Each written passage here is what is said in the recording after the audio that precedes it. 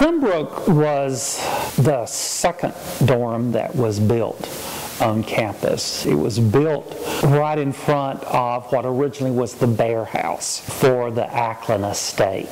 Pembroke burned around 1952, just after the Tennessee Baptist Convention had purchased the property. When it was remodeled, gutted, they did not go to the expense of putting that third floor back with the dormers, so that's why it has that square appearance, unlike Heron Hall. I was a student here from 1973 to 1977, and I lived the entire 4 years in Pembroke Hall. The exterior of the dorm looks exactly like it did when I lived there, minus the rocking chairs. I don't think there's any rocking chairs. There was no real student center when I was here as a student, so there was really no place to go. There was no hanging out there. All of the dorms had big, large rocking chairs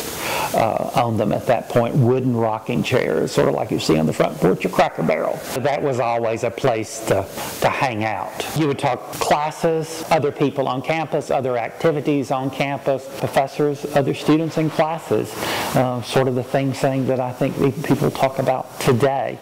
There was a lot of dating done on those porches. The school was so small at that point, there was only 975 students in the entire school. So I don't think there was that idea of community and camaraderie that I sort of hear about within the dorms today.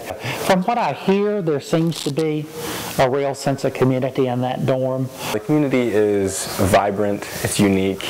I would really call it one of a kind. It has this old kind of vintage feel just when you see it, and then I've run into people that said, oh yeah, I was a Pembroke resident or I was a Hale resident 20, 30 years ago, and that's something that you can't really experience in the halls that are 5, 6, 7 years old.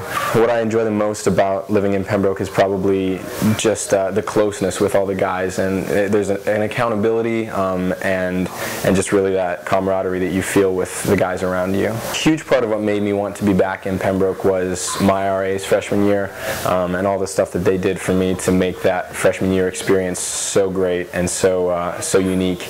And so I really felt like if I could come back and help transfer that experience to the next year, it would be just a great way to perpetuate that feeling, that experience.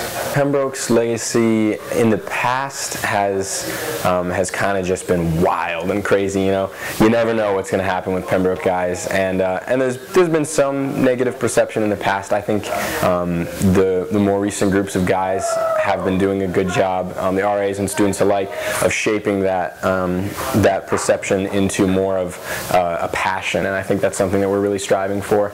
And this year's guys have the potential to really make a good, strong push towards just going big in everything that we do.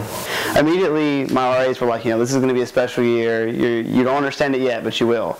And it was literally day 1 or day 2, I realized what they were talking about. I made friendships first day. It was really kind of unique. And then you talk to people that live in other dorms, like, well, I don't know anybody. I don't even know my suite mates yet. It just blew my mind how just the people buy in immediately of the community atmosphere. Everybody's friendly. It's a really, really neat thing, and you don't really understand unless you actually live here, which is it's really cool.